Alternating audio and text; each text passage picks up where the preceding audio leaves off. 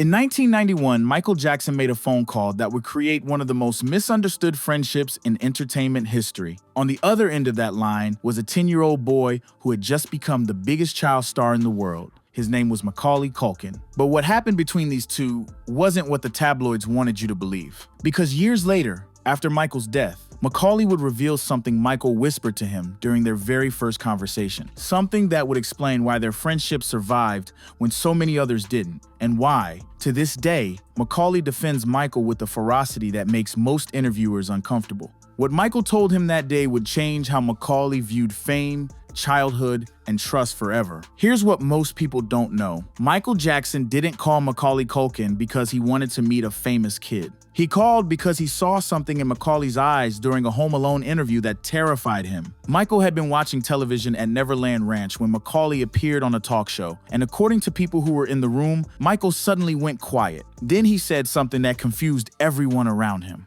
"That boy is being hunted." Within days, Michael's people had tracked down Macaulay's management. The call was arranged, and when they finally spoke, Michael didn't ask for a photo opportunity. He didn't ask Macaulay to come perform or make an appearance. Instead, Michael asked Macaulay a question that no adult had ever asked him before. "Do you have anyone who understands what's happening to you?" To understand why this question mattered, you need to understand where both of them were. Macaulay Culkin was everywhere. Home Alone had made millions of dollars worldwide, making it the highest-grossing live-action comedy of all time. He was on magazine covers, lunch boxes, and every talk show in America. At 10 years old, he was being paid millions of dollars per film. His face was more recognizable than most presidents. But behind the scenes, Macaulay's life was chaos. His parents were fighting over his career and his money. He was working constantly, barely attending regular school, surrounded by adults who all wanted something from him. And the press has started following him everywhere, turning his childhood into a spectator sport. Michael Jackson knew that feeling better than anyone alive. Michael had been famous for years. He'd been performing since he was 5 years old. He'd been mobbed, stalked, and scrutinized every single day of his life. He'd watched his childhood disappear into recording studios and concert halls.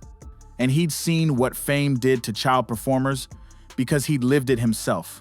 When Michael saw Macaulay on that talk show, he didn't see a lucky kid living the dream. He saw himself, and he knew exactly what was coming. Their first meeting happened at Neverland Ranch, and according to those who were there, it wasn't what anyone expected. Michael didn't put on a show. He didn't perform. Instead, he took Macaulay on a quiet walk around the property, just the two of them. And during that walk, Michael began telling Macaulay things that no one had ever explained to him before. He told him about the exhaustion that comes from being watched every second of every day. He told him about the adults who would pretend to be his friend but were really trying to get close to his fame. He told him about the photographers who would do anything for a shot, even if it meant scaring him. He told him about the loneliness of being the most famous kid in the world, because nobody your own age can relate to what you're going through. And then Michael whispered something that Macaulay has never forgotten. "They're gonna try to take your childhood. Don't let them." But here's the shocking part. Michael wasn't just giving advice. He was making a promise. He told Macaulay that Neverland Ranch would be a place where he could just be a kid. No cameras, no press, no adults asking him to perform or smile or do interviews, just video games, movies, candy, and go-karts. Michael was offering Macaulay something that had been taken from Michael himself: permission to be 10 years old. Over the next several years, Macaulay became a regular at Neverland. But what happened there wasn't what the tabloids suggested. It was something far more ordinary, and in many ways, more important.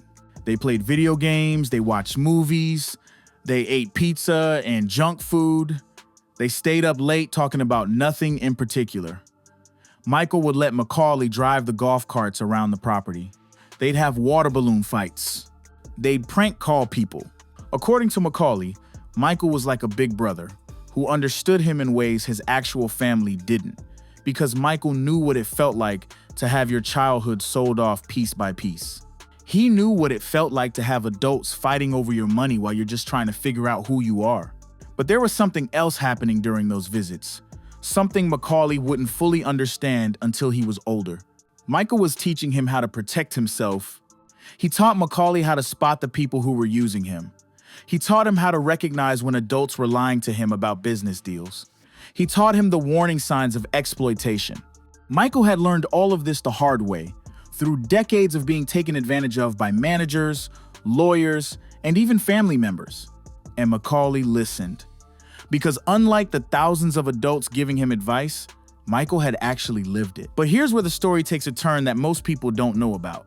The allegations against Michael Jackson exploded across every news channel in the world. Michael was accused of inappropriate behavior with children. The media went into a frenzy, and everyone wanted to know, what would Macaulay Culkin say? The press camped outside the Culkin home. Reporters called constantly. Lawyers wanted Macaulay to testify. The pressure was enormous. Macaulay was just a kid, and the entire world was demanding he make a statement about his friend. And here's what Macaulay did. He told the truth. He testified under oath that nothing inappropriate had ever happened.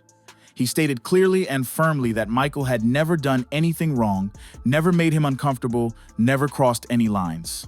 He described exactly what their friendship was.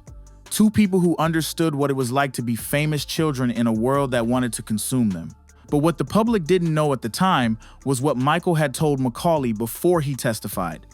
Because according to later interviews, Michael had given Macaulay permission to walk away. Michael told him, "If testifying will hurt you or your career, don't do it. I'll understand." Macaulay's response was immediate. "You've been telling me to trust my instincts since the day we met. My instincts tell me to tell the truth." And that's exactly what he did.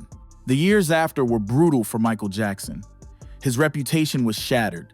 Sponsors dropped him. Radio stations stopped playing his music. The man who had been the biggest star on the planet became someone people whispered about, someone parents warned their children to stay away from. But Macaulay never wavered. Even as his own career began to slow down, even as he went through his own public struggles with family and relationships, Macaulay continued to defend Michael. And he didn't just defend him in abstract terms. He defended him with specific, detailed memories of a friendship that had saved him during the hardest period of his life. When Michael died in 2009, Macaulay was devastated. He was named godfather to Michael's children, a role he takes seriously to this day. And in the years since Michael's death, Macaulay has become even more vocal about their friendship. In an interview, Macaulay said something that cuts through all the noise and speculation. He said, "Michael Jackson's friendship is one of the few things from my childhood that I look back on with pure happiness. He was kind to me, he protected me, and he never asked me for anything except to be myself." But here's the part of the story that reveals everything. What Michael whispered to Macaulay wasn't just about protecting his childhood. It was about teaching him how to survive fame itself. Because Michael knew something that most people never understand. Fame doesn't care about you. It will use you up and throw you away. It will destroy your relationships, your mental health, and your sense of self. And if you're famous as a child, it will steal the one thing you can never get back. Michael had lost his childhood. He'd spent his entire life trying to reclaim it, building Neverland Ranch, surrounding himself with innocence and joy, desperately trying to feel something that had been taken from him at 5 years old. But he couldn't get it back. Once it's gone forever. So when Michael met Macaulay, he saw a chance to save someone else from the same fate. He couldn't save himself, but maybe he could save this one kid. Maybe he could give Macaulay the one gift no one had ever given Michael, the truth about what was happening to him. And it worked. Macaulay Culkin walked away from Hollywood at the height of his fame. He took control of his money. He cut off toxic relationships. He disappeared from the public eye for years, living a quiet life away from cameras. And when he came back, it was on his own terms. He did everything Michael told him to do. He protected his childhood, even if it meant sacrificing his career. In 2018, Macaulay gave an interview where he was asked about the whispered conversation at Neverland, the one that started everything. And for the first time, he revealed the full context of what Michael had said to him. Michael had told him, "Everyone is going to want a piece of you. Your family, your managers, the studios, the press, they're all going to tell you they're helping you, but most of them are lying. The only person who can protect you is you. And the only way to protect yourself is to remember who you were before any of this started. Then Michael had asked him a question: who were you before you were famous? Macaulay, at 10 years old, couldn't answer. He'd been acting since he was 4. He didn't remember a life before fame. Michael had smiled sadly and said, "Then we need to help you figure that out. Because without that, they'll take everything." That's what their friendship was really about. Not manipulation, not inappropriate behavior, but one person who had lost everything trying to save another person from the same fate. Today, Macaulay Culkin is in his 40s. He has a family. He works when he wants to. He controls his own narrative. And he credits Michael Jackson with teaching him how to survive something that destroys most child stars. The media wanted their friendship to be a scandal, but the truth was simpler and more profound. It was a friendship between two people who understood each other in a way no one else could. A friendship built on protection, truth, and the desperate hope that maybe, just maybe, one of them could keep what the other had lost. What Michael whispered to Macaulay that day at Neverland wasn't a secret, it was a warning, and Macaulay listened. If you found this story as powerful as I did, make sure to subscribe to King of Pop and hit that notification bell. We're dedicated to telling the real stories behind Michael Jackson's life, the ones that go beyond the headlines. Stay tuned, because we've got more untold stories coming that will change how you see the King of Pop forever.